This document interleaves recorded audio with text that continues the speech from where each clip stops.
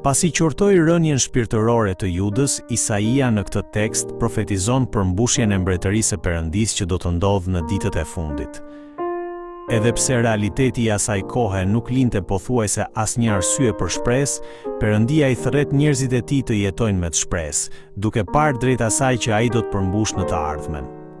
Në ditët e fundit, sundimi i Perëndisë do të shtrihet mbi të gjitha kombet dhe ai do të mbretërojë si mbreti mbi të gjithë mbretërit.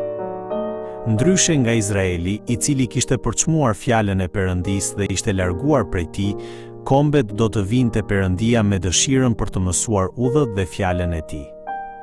Si rezultat, vetë Perëndia do t'i zgjidhë të gjitha konfliktet, luftrat do të marrin fund dhe do të vendoset paqja e vërtetë dhe e përsosur.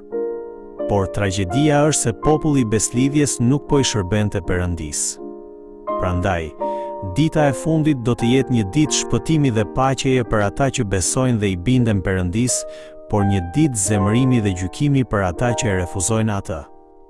Kështu, gjëja më e rëndësishme për besimtarët që jetojnë në ditët e fundit është të adhurojnë Perëndinë dhe të jetojnë sipas fjalës së tij. Kjo është rruga e vërtetë e atyre që jetojnë në ditët e fundit. Në këtë tekst, shprehja do të ulet theksohet në tekst. Kjo do të thotë se në ditët e fundit, gjithçka që është ngritur me krenari kundër Perëndisë do të përulet dhe vetëm Perëndia do të lartësohet. Kjo profeci filloi të përmbushet nëpërmjet Jezu Krishtit dhe do të përmbushet plotësisht në ardhjen e tij të dytë. Jezusi e përuli veten deri në vdekje, por Perëndia ringjalli dhe i dha emrin që është mbi çdo emër.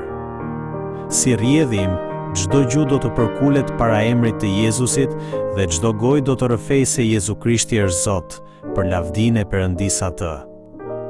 Zoti i ngritur në qiell do të vijë përsëri, dhe atë ditë do t'i nënshtrojë plotësisht të gjithë armiqtë e tij, dhe do t'ia dorëzojë mbretërinë, pushtetin dhe autoritetin Perëndisë atë. Prandaj, ajo ditë do të jetë një ditë shpëtimi të përjetshëm për ata që besuan në Jezu Krishtin dhe e pritën me besnikëri deri në fund, por një ditë gjykimi të rëndë për ata që e refuzuan Perëndinë dhe nuk u penduan. Prandaj, ne nuk duhet kërkojmë të lartësojmë veten, por vetëm Perëndinë, duke jetuar me besim dhe duke pritur kthimin e Zotit.